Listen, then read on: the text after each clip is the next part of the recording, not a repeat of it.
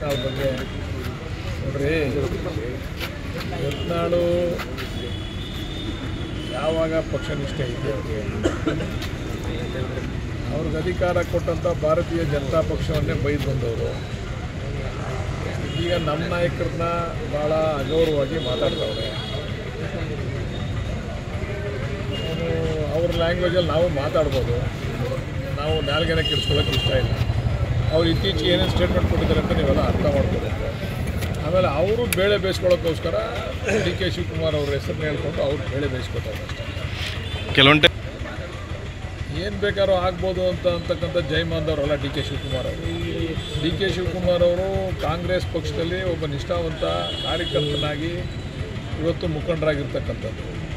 D K Shivakumar ಅವ್ರಿಗೆ ಕಾಂಗ್ರೆಸ್ ಪಕ್ಷ ticket ನಿರಾಕರಣೆ ಮಾಡಿದಾಗ MLA ಚುನಾವಣೆಯಲ್ಲಿ ಇಂಡಿಪೆಂಡೆಂಟಾಗಿ ಗೆದ್ದವಾಗ ಜನತಾದಳ ಜನತಾ ಪಕ್ಷದ ಸರ್ಕಾರ ಇತ್ತು. ಅವಾಗ ದೇವೇಗೌಡರದ್ದು ಸರ್ಕಾರ ಇತ್ತು.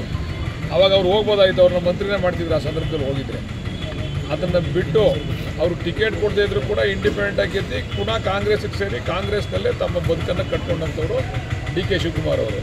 ಯತ್ನಾಳ್ ಅವರಿಂದ ಡಿ ಕೆ ಶಿವಕುಮಾರ್ ಅವರು ಪಾಠ ಕಲಿತಕ್ಕಂಥ ಅವಶ್ಯಕತೆ ಇಲ್ಲ. ಯತ್ನಾಳ್ ಅವರ ನಡವಳಿಕೆ ಯಾವ ರೀತಿ ಇದೆ ಅಂತಕ್ಕಂಥದ್ದನ್ನು ಮೊದಲಿಂದಲೂ ನಾವೆಲ್ಲ ಕೂಡ ನೋಡಿದ್ದೀವಿ.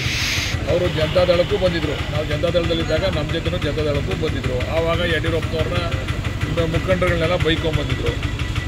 ಈಗ ಪುನಃ ಬಿ ಜೆ ಪಿಗೆ ಹೋದರೂ ಕೂಡ ಅಲ್ಲಿ ಆ ಪಕ್ಷದ ಶಿಸ್ತಿಗೆ ಭದ್ರ ಆಗದೇ ಬಾಯಿಗೆ ಬಂದಂಗೆ ಮಾತಾಡ್ತಾವ್ರೆ.